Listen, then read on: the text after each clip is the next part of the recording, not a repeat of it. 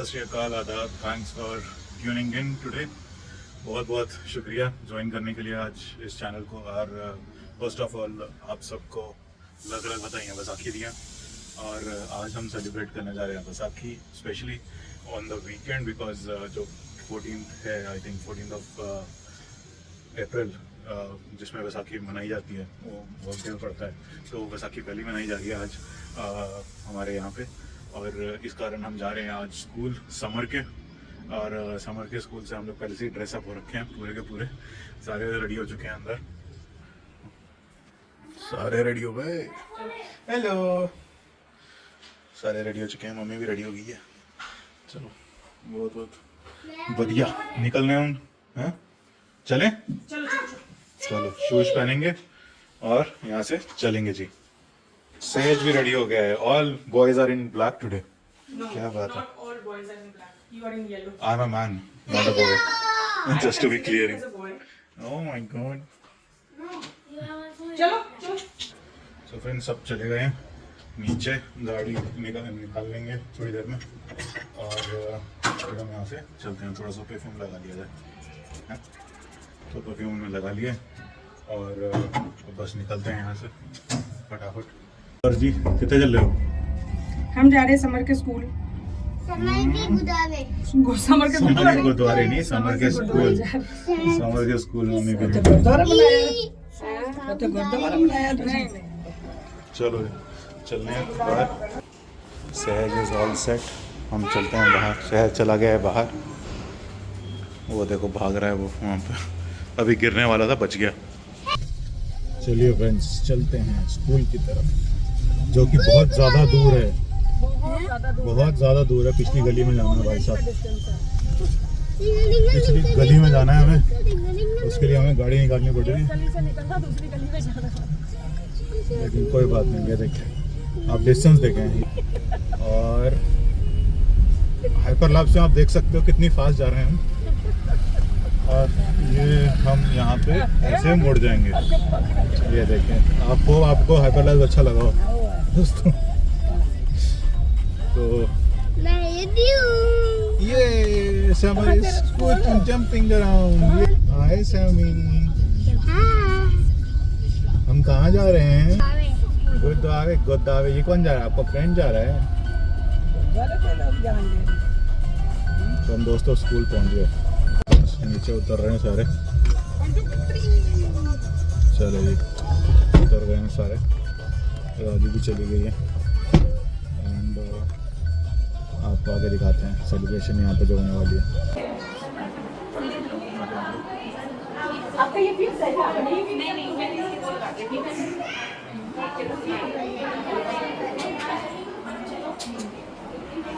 ना चले नार चेहरा हुई है तुझे प्यार, मचाई चलना कन के आना, तुम्हें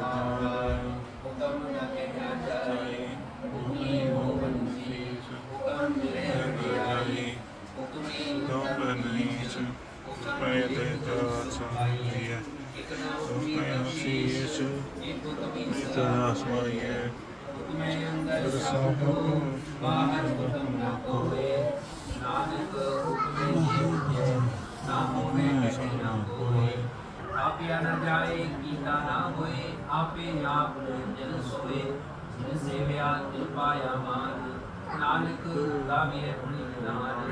गाविए सुनिए मन रखिए भाव, दुख पर हर सुख कर जाए।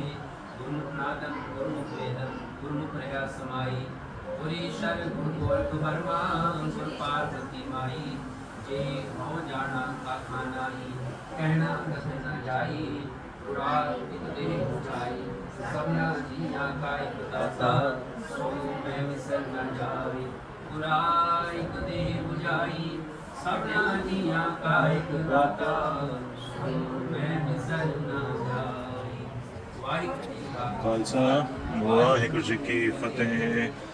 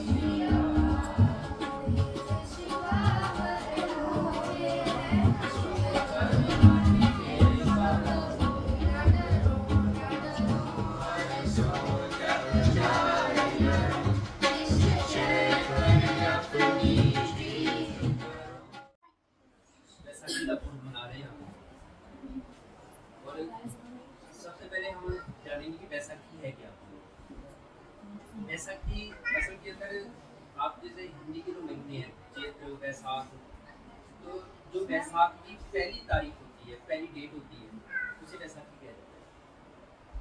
और ये अप्रैल के महीने में जाता रहता है। आप जो थोड़ी कैलेंडर के बारे जानते होंगे, तो कैलेंडर में थोड़ा सा जब फर्क पड़ा था, 16 दिन का फर्क आ गया, तो ये बैसाखी 14 तारीख को आनी शुरू हुई। बैसाख बहुत पुराना त्योहार है, असल के अंदर एक मौसमी त्योहार है। ज़्यादातर जब किसान जो है, क्योंकि रबी की फसल कटनी शुरू हो जाएगी, और ये फसल जब किसान के घर में आती है, तो पहले सारा कुछ फसल के ऊपर डिपेंड होता था। अब जब जो किसान है उनका सारा कुछ फसल के ऊपर डिपेंड होता है। जब फसल घर पे आएगी तो बच्चों के लिए कपड़े भी बनाने हैं, एक तो त्योहार जैसा माहौल बन जाता था, क्योंकि घर में पैसे आए और सारी जरूरतें वो करनी है, तो उसी तरह समय से कई बार कई जगह पे मेले भी लगते थे। तो इस तरह बैसाखी का त्योहार मनाना शुरू हो गया। कुछ धार्मिक मान्यता भी जुड़ी हुई है। कुछ मनुष्य जो है आम करके जब बैसाख की पहली तारीख को धार्मिक स्थानों में जाके तीर्थ स्नान भी करते हैं। और गुरु नानक पास से जब हरिद्वार गए थे, तो उस दिन में पहली बैसाख थी। गुरु नानक पास से वहाँ पे गए और उनके सारे मेले सूरज को पानी दे रहे थे, क्योंकि इसे बहुत महत्व भी समझा जाता है कि भी स्नान करके अपने पितरों को पानी देना, ये इसके साथ में ये धारणा भी जुड़ी हुई है।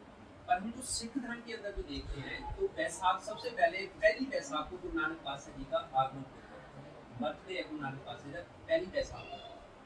तो पहली चीज ये।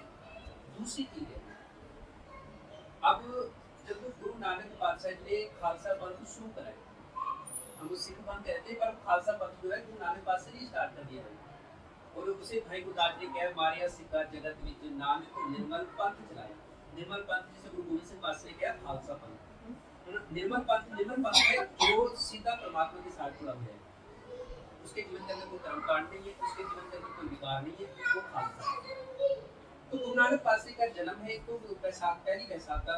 दूसरी चीज, जब प्रचार केंद्र बनाए गए गुरु नानक पातशाह ने, कुछ सारे हिंदुस्तान के अंदर और कुछ और कंट्री के अंदर भी गुरु नानक पातशाह ने प्रचार कर सके।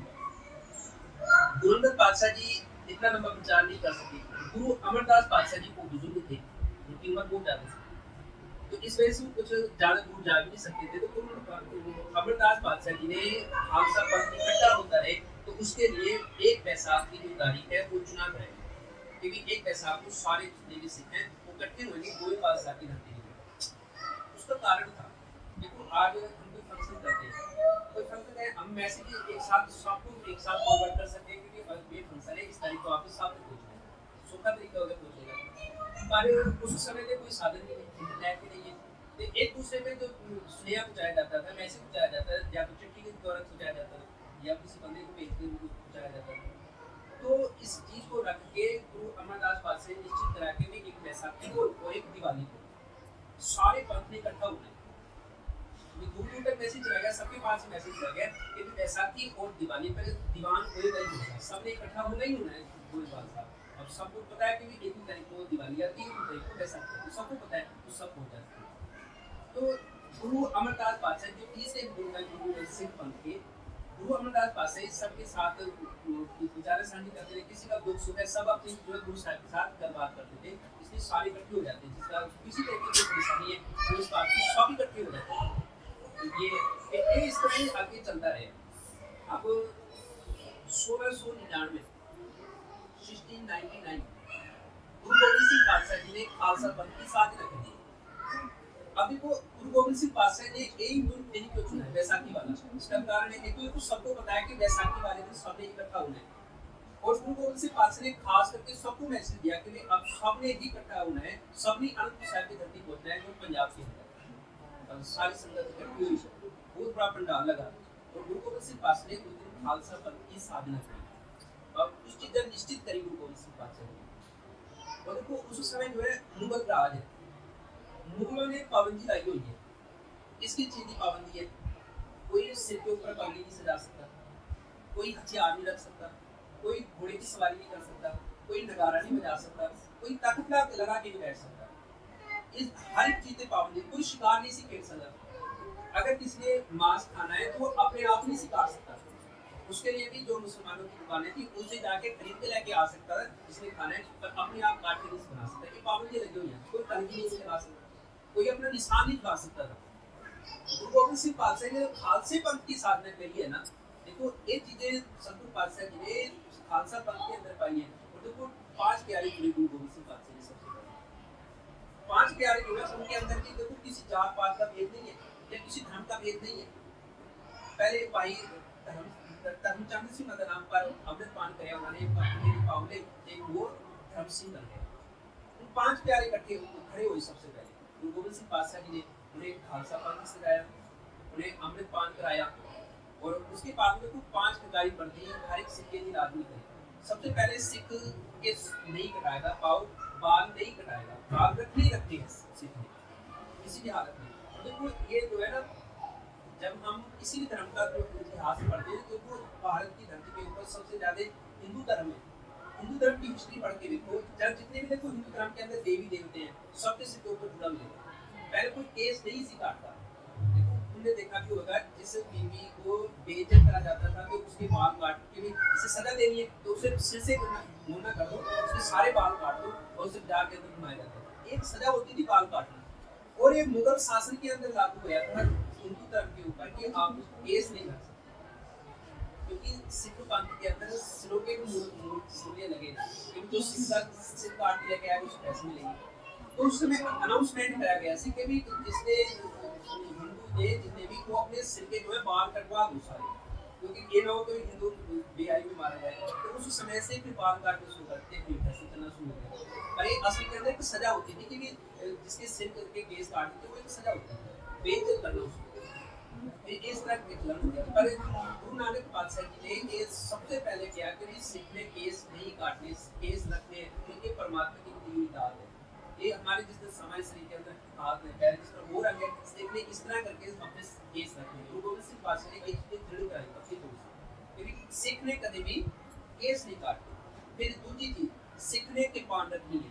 कृपान को मतलब हथियार। देखो ये कृपान जो है ना, जिसके पास हथियार है आम बंदा हथियार नहीं रख सकता, और जिसके पास में हथियार होगा उसे शारीरिक तौर से गुलामी बनाया जा सकता है और मानसिक तौर से गुलामी बनाया जा सकता है। सबके पास में कृपान की, और कृपान का सेल्फ डिफेंस है कृपानी दूसरे की रक्षा कर सके, दूसरे का भी बचाव कर सके, इसलिए कृपान की। और देखो कड़ा भी दिया गुरु गोबिंद सिंह पातशाह ने, ये सरल लोहे का है।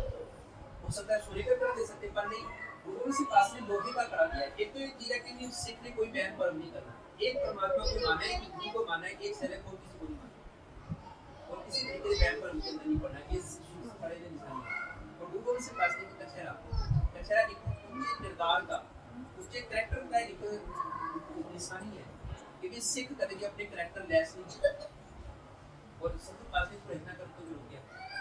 पहली चीज है देखो केसर की बेइज्जती करनी सीखनी, केसर को संभालना है।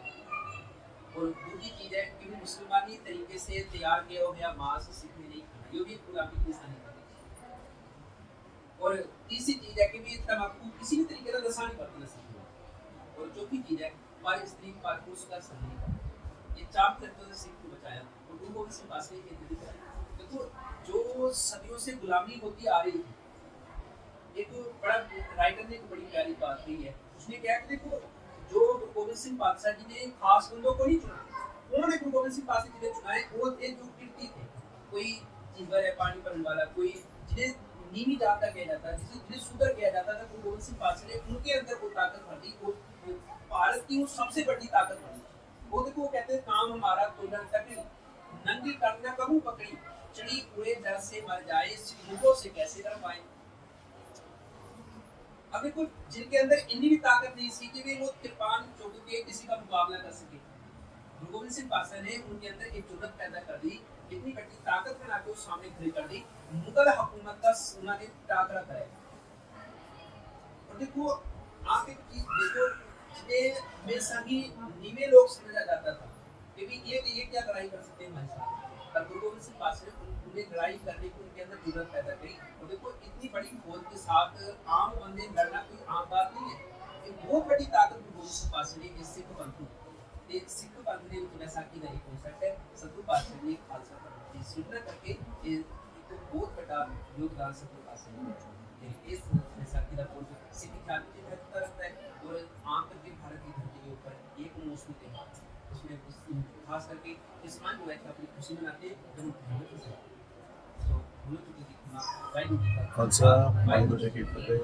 वार्षिक नीति जी की पातशाही तस्वीर को किसी के रूप में आए निरंतर गुरुदेव अरदास रामदास जी सहाय सिंह राय सिंह कृष्ण के सामने जाए एक पटनी स्कूल दिन जोगनी रात जोगनी तक हम कोशिश करनी है समस्त आप लोग को जना का प्यार कोशिश करना अंग संग सहयोगी रखना करनी है सब संतानियां हाजियां तिल बेटा मातार प्रमाण करनी है रोग कर हो सिद्धि सिद्धा को अनुसार नाम दान चढ़ने का वाले कोशिश करनी सतगुरु जियो तेरा प्रसाद की देख हाजिर है दार प्रमाण हो गई प्रमाणीय प्रसाद सुगत संगत की बटे पत्थर बाधा घाटा हो माफ करने शब्दे काल निवास करने से ही प्यारे मीना में तेरा नाम चेता ले जान नाम चढ़ी कला तेरे पानी सर्वत वाहिगुरू जी का खालसा वाहिगुरू जी की फतेह बोले सोने हाल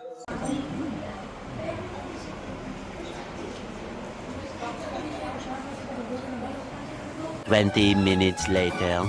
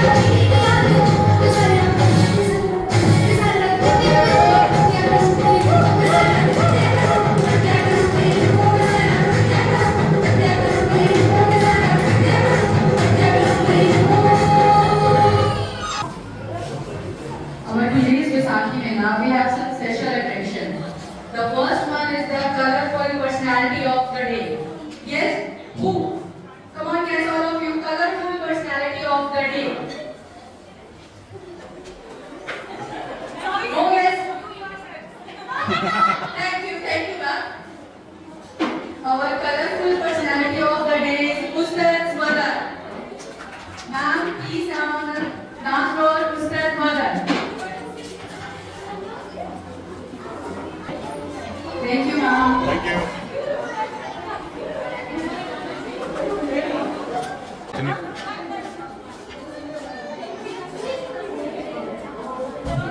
Please round of applause, please, ma'am. Thank you, the day. हाँ भाई अपने आप को दे दो Star performance of the day. sorted। Please, Umajini, come on the stage. Please.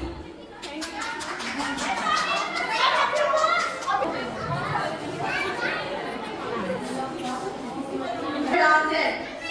Can you guess? You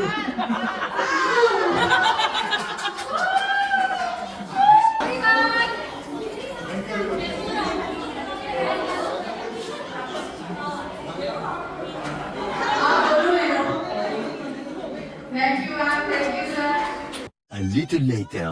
so finally दोस्तों आज का वैसाखी मेला जो क्ले हाउस में हुआ है ऑर्गेनाइज्ड बहुत ही बढ़िया हुआ, बहुत ही अच्छा लगा। आपने देखा होगा पूरा व्लॉग। अगर आपको ये पसंद आया दोस्तों तो प्लीज़ लाइक करें, सब्सक्राइब करें और कमेंट करके बताएं आपको ये वैसाखी मेला केवा लग गया। और आप सबको बहुत बहुत मुबारक हो वैसाखी की, इस साल की और नव वर्ष की भी बहुत बहुत मुबारक। अब चलते हैं हम घर को और ये व्लॉग यहीं पे एंड करते हैं दोस्तों। Thank you for watching and see you soon the next vlog. Bye bye.